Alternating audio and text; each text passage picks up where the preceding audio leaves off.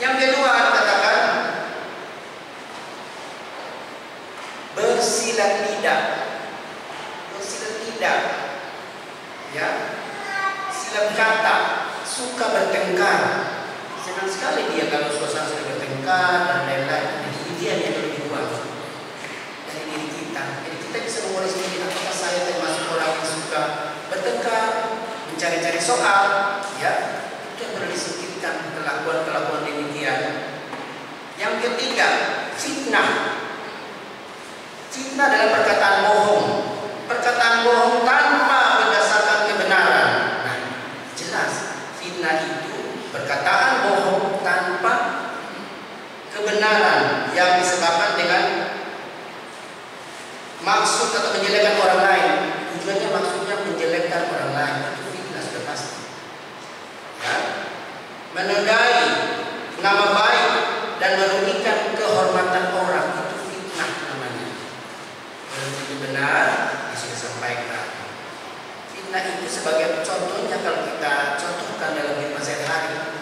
Misalnya begini, ada satu kertas tisu, terus kita hambur-hamburkan kemana-mana, suruh ambil lagi, susah diambil lagi karena sudah terbang kemana-mana. Demikian fitnah.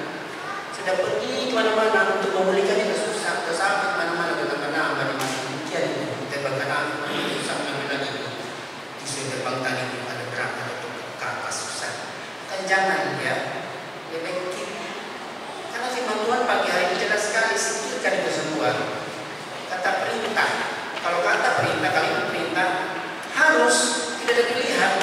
Lakukan apa dilakukan, singkirkan.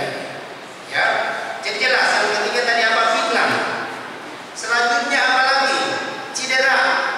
Percideraan adalah perselisihan yang menyebabkan pihak-pihak yang terlibat saling menyakiti. Itu percideraan namanya. Ya. Perselisihan yang menyebabkan pihak-pihak yang terlibat saling menyakiti, baik fisik maupun perkataan verbal. Fisik dia berantem, tonjok-tonjokan, pukulan, termasuk verbal kata-kata, bullying.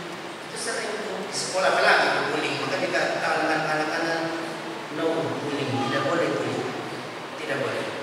Karena itu kan melemahkan orang. Ya kan? Hal yang tidak benar disampaikan melemahkan orang. Jadi itu percideraan. Selanjutnya apa? Curiga. Curiga adalah tidak percaya akan kejujuran seseorang. Nah, orang itu jujur tapi kita curiga saja. Ya kan? Curiga, tidak percaya atau meragukan kejujuran seseorang. Ya kan?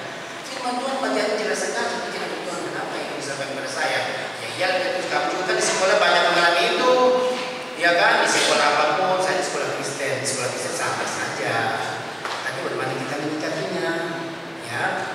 Jadi penting bagi kita untuk benar-benar memahami firman, apa yang disampaikan firman, koreksi diri. Kalau saya lakukan, saya minta ampun, saya minta maaf. Kalau orang lain lakukan, kita lihat ada solusinya.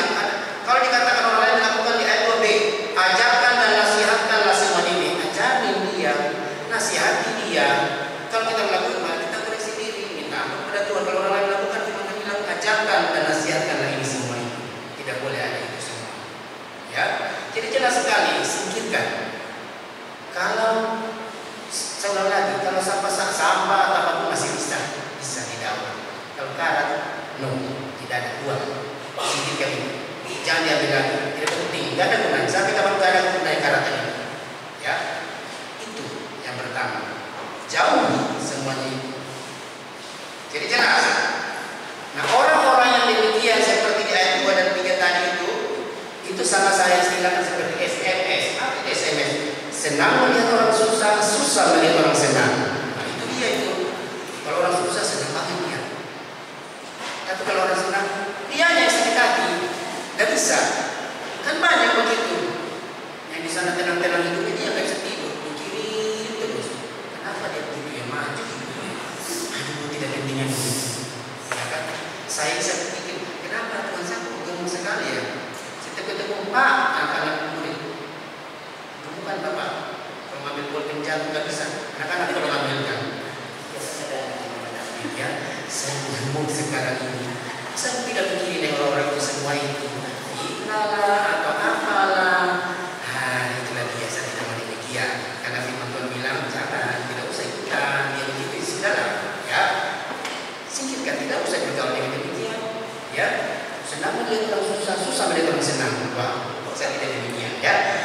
Firman Tuhan pagi hari ini jelas sekali. Singkirkan. Yang pertama, ya, kata-kata tadi itu. Nah, selanjutnya jauhi semua itu, singkirkan, buang. Setelah kita membuang fitnah dan lain sebagainya, karat-karat itu, apalagi yang Tuhan perintahkan? Kejaga keadilan, ibadah, kesetiaan, kasih, kesabaran, dan kelembutan.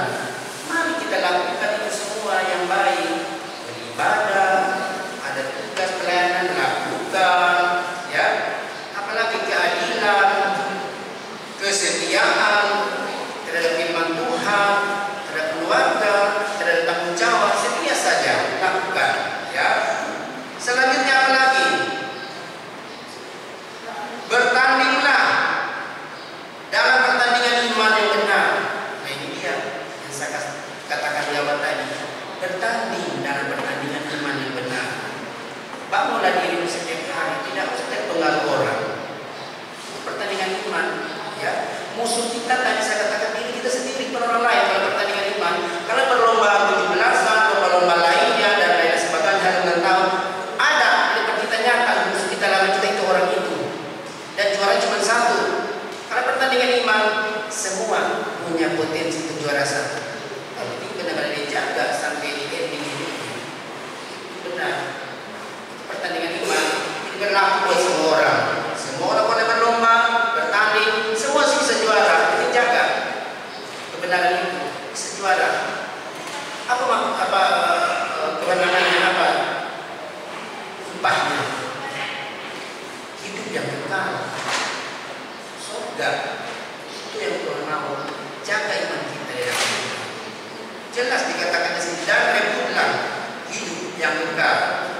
Ya, jadi ibu bapak yang terkasih dalam Kristus Yesus, jelas sekali pagi hari ini menegur kita, menegur saya juga, supaya kita benar-benar hidup benar di hadapan Tuhan. Ya, taatilah perintah Allah. Yang kedua, yang pertama tadi jauhi segala hal yang fana itu yang saya sampaikan tadi.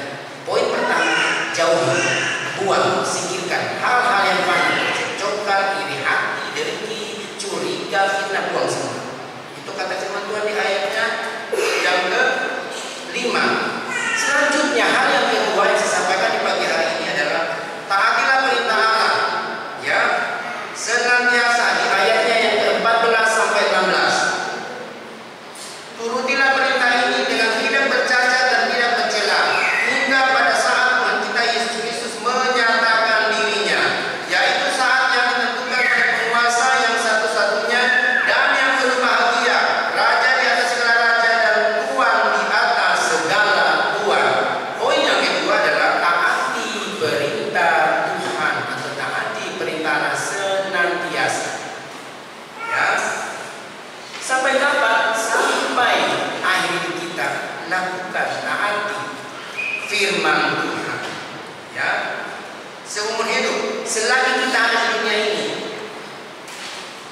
selama kita hidup, selama itu pula kita harus menaati firman Tuhan. Ya. Selama itu juga Tuhan akan menunjukkan kita kasih-Nya ketika kita menaati, menuruti firman-Nya, perintahnya, kehendaknya. Jadi lakukan saja, taat. Memang simpel taat. Kadang-kadang banyak ketentangan ada, tapi tidak usah takut. Kalau kita minta kekuatan dari Tuhan, kalau kekuatan manusia pasti kita kadang-kadang lemah juga, tidak kuat menghadapi tantangan hidup dan lain-lain sebagainya. Tapi dengan kekuatan dari Tuhan pasti bisa. Amin. Bisa. Tidak ada tidak bisa. Sebab itu tidak ada mustahil. Lukas 1:37, sebab bagi Allah tidak ada hal yang mustahil. Satu contoh ya, bagi ini di luar konteks ya. Bagi Allah tidak ada mustahil. Saya guru ya. Dari tahun berapa saya seleksi PPG? Tidak bisa. Karena ada orang yang menutup jalan saya. Contohnya saya di sekolah itu cuma satu diperlukan guru agama, tapi sudah ada orang duluan mendaftar di dinas di kementerian, dia guru. Jangan tertutup karena tidak dibiarkan. Kalau dari Kementerian saya nggak bisa, karena saya guru agama. Apa yang terjadi di dalam usaha ketentuan kemarin? Ada saja kebijakan yang di luar pikiran manusia. Ada panggilan di Jakarta Selatan seperti itu. Dan apa terjadi kebijakan DKI? Tahun ini sampai tanggal 6 Agustus kemarin